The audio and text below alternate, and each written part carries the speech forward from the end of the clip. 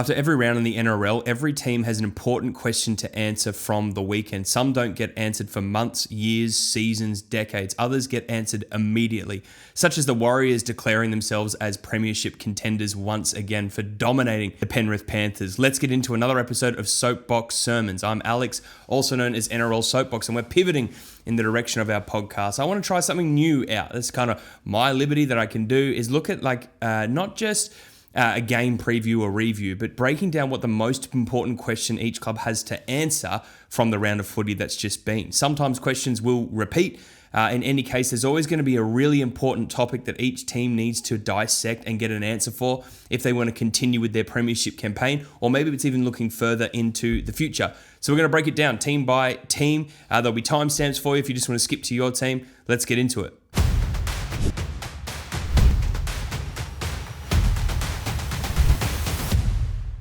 Well, a lot's been said over the weekend over the Panthers' loss to the Warriors. Naturally, the standout is the Warriors. They were phenomenal, fantastic, dynamic, brilliant, powerful. They truly humbled the Panthers. Some people will say, well, the Panthers had players out, and yes, so did the Warriors. But in any case, it didn't matter because that right edge for Penrith was the one that was dominated, and that was the elite edge. They did miss Edwards naturally, and Yeo went off injured, but it was still a powerful display of brilliance from the Warriors. So, what is the question the Panthers need to answer? It's actually not how do we flush that game. They were just beaten by a better team. The real question is this, and it's what a lot of people are saying, and I'm not sure I agree with this question. Can the Panthers win the Premiership without Isaah Yeo? Now, after the weekend with his torn pec injury, a lot of people were speculating that his season may be over, and therefore, like Jonathan Thurston said, put a line through the Panthers. I find this scandalous. I find it crazy that we could put a line through the Panthers after one player is ruled out for the season. And now news is coming out that he's probably not out for the season. But let's just entertain the idea that Isaah Yeo is no longer playing for the Panthers this season. Can they win the comp without him? And the answer is of course. Of course the Panthers can. They are always and have always been more than one player. They are a system organisation. They've already lost an abundance of stars over the years and have managed to pull through time and time again. Lest we forget, they have possibly the greatest player to ever play the game. Certainly one of the most informed, demanding halfbacks this season in Nathan Cleary. Mitch Kenny, I think, is still to come back. Edwards to come back. There's still plenty to like about this Penrith Panthers side. There's going to be some challenges in the lock position, but if there was ever a team that can lose one of their star players and still make a red-hot crack for the title, it's the Penrith Panthers. And by the way, they didn't lose the game against the Warriors because of Isaah Yeo going down. They were already being dominated when he was injured. And I will say this as well about Yeo. It hasn't been his best season. Sure, he won Origin, isn't a great leader, but I think teams are becoming more and more used to and adept at handling Penrith with Isaah Yeo playing at lock in that first receiver role. That's not to say they still don't dominate, but teams are getting more savvy to how to identify what to do with Isaah Yeo.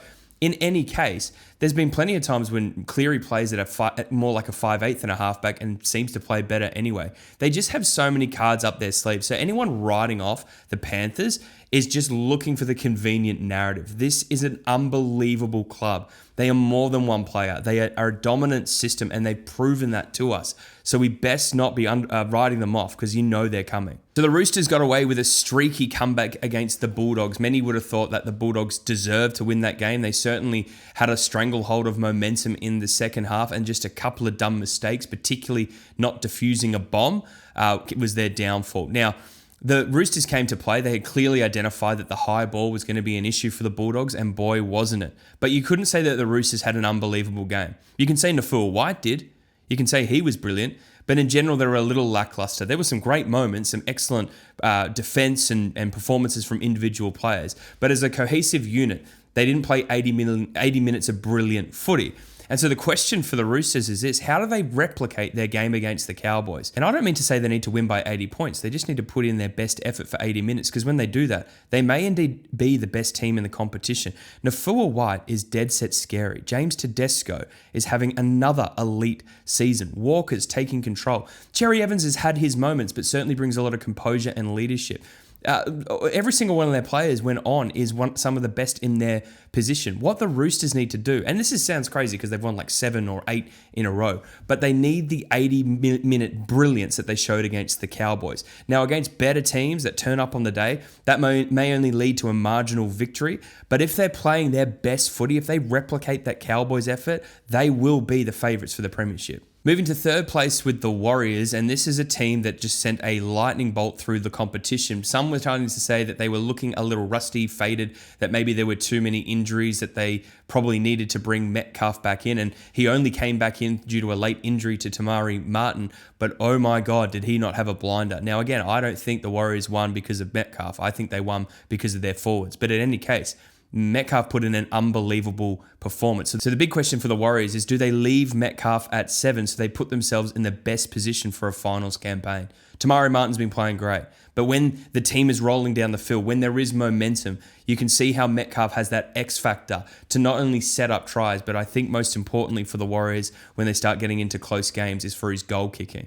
So I really think that they should choose Metcalf, not because Tamari Martin's been terrible. I just think he's got the X factor you need when you're coming against the better teams, and he showed it against the Panthers. I'll absolutely put my hand up and say I saw no chance that the Dragons would even get close to beating the Sharks. The Sharks have looked like one of the best teams in the competition. They've been rolling through teams, particularly lower placed teams, but when they came against the last place Dragons, they choked. They absolutely just didn't deliver. Now, that would also take away credit from the Dragons, who put in an unbelievable defensive display. And I was going to think the most important question is, what if Nico scored that try, if not for Clint Gutherson's excellent try-saving tackle? In any case, the real question for the Sharks is, how quickly can they flush this? There are some personalities in that team that will cop a lot of scrutiny for their mental strength and perhaps being a bit fragile when the pressure's on them, when they're under the spotlight and the scrutiny's on them. So how can they flush that? If they're just able to go, hey, we are still one of the best teams in the competition, we just had an off night against a team that rose to the occasion, I think the Sharks are going to be okay. But the question they must answer is, how do I flush that performance? We move our attention from the Sharks to another sea animal in the Dolphins, who have had quite the roller coaster of a season. They started very poorly, went on an amazing run, saw the injury to Katoa, saw an absolute walloping with their origin players out. It's really been an emotional roller coaster for the Dolphins, but they get another win. So the most important question for the Dolphins, I feel, is this one. How do they shore up their defense? There's just been too many games where they've leaked too many points. I think they have the 7th best defense in the competition at the moment. You can fact check me on that. But when they leak points, they really leak them. That could have been a really embarrassing loss to the Broncos. Credit to them. They've got the character and the talent to get the win. But they're not going to be able to afford that luxury in finals time. They need to stop leaking points. So how do they shore up their defense? Well, my favourite team this season outside of my own has been the Newcastle Knights. I'm just a massive Justin Holbrook fan, and I really was keen and excited to see how well the Knights would go this season, and boy, haven't they done brilliantly. I did mention a month ago that they had a really tough run and they lost all those 3 games. Some of that was due to injury, some of it's to the change of interpretations of the rule. They can't play as dynamic and fluid and chaotic footy anymore. But now they've gotten themselves into a really hot chance of being in the top 4. In fact, if you go with win rate and they get the bye and they get the right results against Manly, they could very much be in the top 4 this weekend. This is crazy. This is the team that were wooden spooners last year. The question for the Knights is really simple. They've got these injuries that have really hampered them. Dylan Lucas, Dylan Brown, Bradman Best is on his way back in, but there's just been injuries all over the park. The most important question for them is just, how do we keep the momentum going? There is no pressure on the Knights. This is a team that is exceeding all expectations, and it actually puts them in a position where they could really do some damage, because when a team's playing free and without pressure, they've already defied the expectations. This season is already a success. Now they can really focus in on making a brilliant campaign for the finals. I think if they go into top 4, it really starts to ramp up in how exciting their opportunities are. Now, I don't think that they're a premiership contender, but they're absolutely worthy of respect. So the only question they need to answer is, how do we keep this momentum going? Well, there's so much to say about the Rabbitohs season. It's absolutely once again been plagued and undercut by injuries. I believe the Heffron Park curse is real. I don't care what the players say, the staff say, the sponsors say. There's something going on at South. They cannot keep their best players on the pitch. Now, they were fortunate that Cam Murray came back quickly from injury, but we even saw on the weekend in their game that when Cam Murray came off, they conceded an abundance of points. So the most important question for the Rabbitohs at the moment is this, because the injury question, that's not going to get solved in 2 weeks or 3 weeks coming into finals. The most important question they need to answer is this: how do we keep momentum when Cam Murray is off the field? Because if you keep him on for 80 minutes, he's going to burn himself out. He just goes too high octane, too high intensity. He's too much of an impact player. He's going to need that rest. And so the team just needs to cover for him when he's off the pitch. Instead, they're just allowing a flood of pressure onto them. So the Rabbitohs actually could make a great run into the finals if they just work out how they can perform to a decent level when Murray's off the field. Otherwise, they may even miss out on the 8. I know everyone wrote off the Cowboys after that abysmal, insipid, disgusting, embarrassing performance against the Roosters, but you have to acknowledge their season's actually been pretty decent. Jason Taumalolo's been an absolute force. They've been without their key player in Dearden for quite a significant period of time. They're working some things out, but they're not playing terrible footy overall. They do deserve to be in the top 8, and so I haven't given up on them making finals. I think they were able to shake off what happened last week and get that win against the Titans. I still think this is a really decent side that could embarrass some quality teams. So the important question the Cowboys need to answer is this one.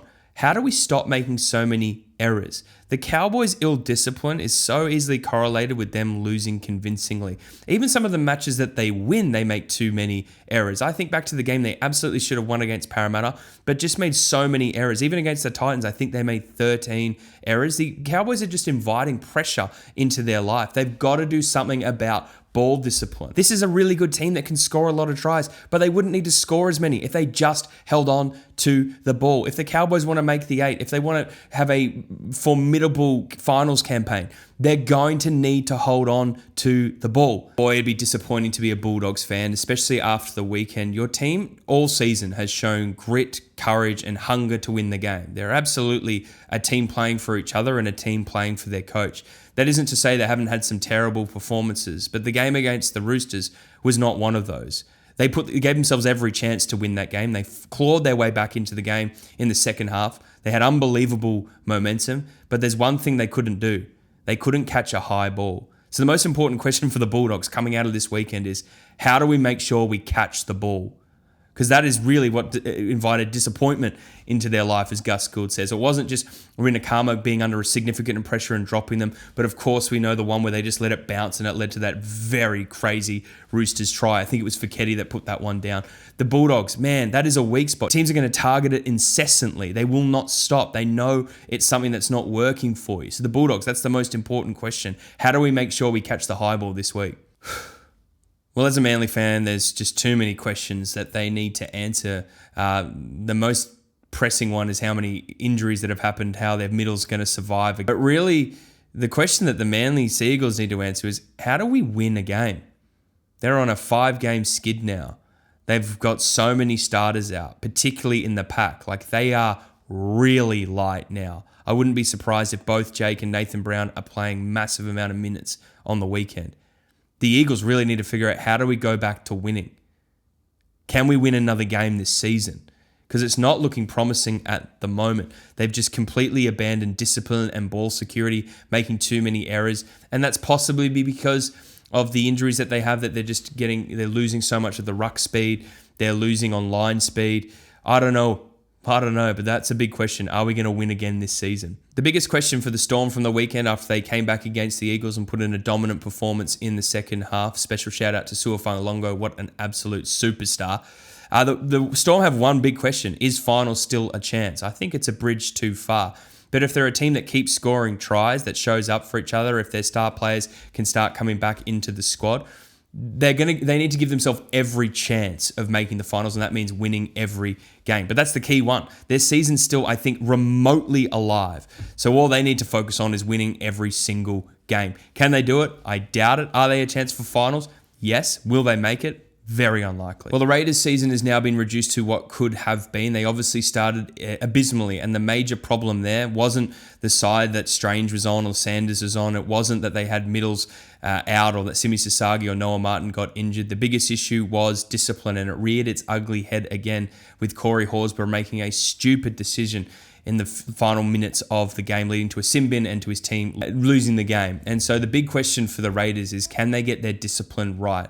Ricky Stewart seemed to think that every other player had it sorted, and it was just Corey Horsburgh making a stupid decision, and he may well be right, but it's certainly been the hallmark of their season, the ill discipline. They've given away too many set restarts. They've allowed players to give penalties when they had commanding positions. It's not just been Corey Horsburgh that's been the hothead. They had looked like they'd got it under wraps, but that usually happens when you start winning. It's in those tense encounters when you need the discipline the most. Can the Raiders bring that back? Do they have that? Do they need to really work on that in the off season for 2027? Because it's becoming a soft underbelly for them. It's letting them down in games. The Raiders need to be much better than that. I know it sucks being a Manly fan right now, but it sucks way more to be an Eels one. It's just been far too long that they haven't got this right. And so I think in relation to most of these teams, it's questions that come out from the weekend's footy. But I think there's a bigger question at play for Parramatta right now. And it's this: are our problems the result of injuries, recruitment, or riles? So if it's injuries, it's just like you've just had rotten luck. All the players are out. When you get them all back on the field, it'll all be good. It's possible. I do recall them getting absolutely slaughtered by the Melbourne Storm at the beginning of the year with a pretty full squad. But I still don't know if injuries is the reason why this season has gone so badly. Like, I think they've certainly showed some grit at times. They've probably been inconsistent with that grit, but at least they've got a coach that can instill that into them. They're not completely soft, this team. And so perhaps it is recruitment. And I've been on this for a while. It's like getting the right players in the squad just doesn't seem to be happening. You need that to be able to attract that marquee talent. And Jerome Luai for one season doesn't count. So I reckon the most important question for Parramatta is figuring out, is it injuries, is it recruitment, or is it riles? I think the jury's out on Riles. I think he's done well with what he's got, but where the team's sitting on the ladder season after season, there's going to be some scrutiny on him at some point. Perhaps that's why he's made this grab for Jerome Luai. This really helps lift his chances of making the 8, because if they don't make the 8 again, you're not going to be able to say it's injury, so it's either going to be recruitment or Riles. And by this point, Riles would have been around, I think, for 4 seasons, and so there would be more scrutiny on him. Well, they didn't play over the weekend, but there is still an important question for the Tigers, and it's this: can they play for pride? Is this a team that cares enough about their club, the jersey they pull on, and their fans to put in a performance that earns their fans respect and shows to the competition that they are not pushovers? I know their season's done, they're not going to make the finals, but they can still play for pride. They can still build trust with their fan base that this season wasn't a complete waste and that they could build some momentum going into 2027. So really, it's, can they do that? Are they a team that's galvanized enough, or are they broken and disunited in what they're trying to do? Is this a playing group that's playing for each other? Is this a playing group that's playing for its coach? Are all the issues settled? I highly doubt it. But in any case, they're not going to be playing to make the 8, but can they play so that their fans have some pride again? Because that's what a great club does. Even if they're struggling, even if they're having an off season, they play with pride. The Tigers haven't been doing that recently. They need to fix it up. Well, no one seems to care for the Titans, and I must admit that if there's a game in the weekend I'm not going to watch, it's going to be theirs. It's no disrespect to their club. It's just usually a team that is underperforming in the season. I've seen a lot of promise with Josh Hannay and the young spine that he's chosen, and that's why I think this is a really important question for the Titans, and it affects their recruitment. Is it time to move Brimson on? Not because Brimson's not a great player, not because he's not been faithful to the Gold Coast Titans, but he's playing at centre. Is that his best position? Is that his preferred position? Is that worth spending near $1 million a season on a centre who's not one of the best centres in the game, doesn't love playing it, and doesn't, well, he did slot into the halves on the weekend, but doesn't usually even fill a half spot? He was a half. I think he wants to be a half or a fullback. He's probably not a centre. It's not saying he's a bad player, but if he's taking up so much of your salary cap, is it worth a conversation with Brimson to say, hey, is there a club that you can find that would want you to play half? Because you're a great player, you're worth a certain figure, but we're spending too much on you as a centre. I think it's worth exploring. I think players like De Groot that come in, I really like De Groot, by the way, that there are young players on a fraction of the salary that could do near the same amount of effort and execution. Again, this isn't a criticism of Brimson. I just don't think centre's his position. He's nowhere near involved enough in the game, and he's much better suited to the halves or even at fullback. So that's a real question for the Titans. Is it time to discuss moving Brimson on? Well, I know much smarter and more experienced people than me still can't answer what the hell's going on at the Broncos, one of the most abysmal title defenses that we've ever seen. But there is still an important question that they need to ask. And it's not, what do we do with Michael Maguire? I think it's this: do we continue to select our youth in planning for the future? So instead of putting in the legends of the game like Reynolds and Hunt, who both are admittedly out of form, particularly Ben Hunt, is it time to make a difficult decision and go, no, we've got to plan for the future. The season's over. Do we get some games into our younger talent like Duffy? Right? Because the season that's coming next season, they're not going to be afforded any excuses. This season was just written off but they need to decide, okay, what are we going to do with our spine? Who are going to occupy our key positions? And if they are younger players, do we need to start now with getting them some more experience? I think they do. I generally respect what Ben Hunt's done for the game. He gets to retire on his own time, but it doesn't mean he's entitled to a spot. And I just think when you watch his performances this season, he's just behind it. It's just past him. And so he's just not delivered anywhere near as much value to the team as he's done in every other single season of his career. I'm not willing to write Ben Hunt off. Maybe he'll have a great off season, come back into preseason and blitz it for the Broncos. But if not, the Broncos need to really weigh up. Do we hang around with Ben Hunt for another year? Do we even hang around with Reynolds this year? Or do we just make a very difficult decision in the best interest of the club's future and start picking younger talent? And the final question from the round of footy is a very, very exciting one. Well done to the Dragons. An absolute upset against a very, very solid opponent. It's unbelievable how they rose to the occasion there. And the key thing was their defense. I think we are starting to see the confidence, courage, and abilities of their younger pack flourish as well. I'm not saying that it's the defense is the only reason that they won. There's a lot going well for the Dragons right now. It's their defense. They were just disciplined, determined, driven to make sure they won that game. They were putting their bodies on the line. Most underscored with Clint Gutherson's tackle on Nicho Hines. That really, in the end, it essentially saved them the game. I know it happened much earlier in the game, but it meant they weren't under scoreboard pressure, and the Sharks, once they lost that man in the bin, that game was over. And so how do they replicate that defense? So in the meantime, their attack is still a little bit clunky. That's a problem that gets solved next season. But what they do have the ability to do is defend really hard. We saw it, and we've seen it against multiple teams this season. But if they replicate that defense against the Sharks, against their opponents as they go into the end of the season, I think the Dragons really have a chance to grab a couple of wins, especially against teams like Manly, who are really on a terrible skid. So really what the Dragons need to do is answer this question: can we replicate that defense, or was that just an emotional response? I've seen enough evidence that I think that they do have the defensive resolve. They've just got to replicate it. Well, that's it for another episode of Soapbox Sermons. I'm still trying out this format. I certainly think there's a lot I can improve there. I'll start actually asking you guys as well, hey, give me the questions that you think need to be answered from the round of footy. I'll also be endeavoring to release this much earlier in the week. I'll probably even try and drop it on a Sunday evening so that we can really dissect what's happened over the weekend as fast as possible. If you like this kind of content, please do what the algorithm loves: like, share, subscribe, and follow. It really helps me out, helps me to be able to get more views, more of an audience, to attract resources to make this much better for you. Always happy to hear feedback. Reach out to me in the comments, DM me on Instagram, and have a great week, guys. See ya.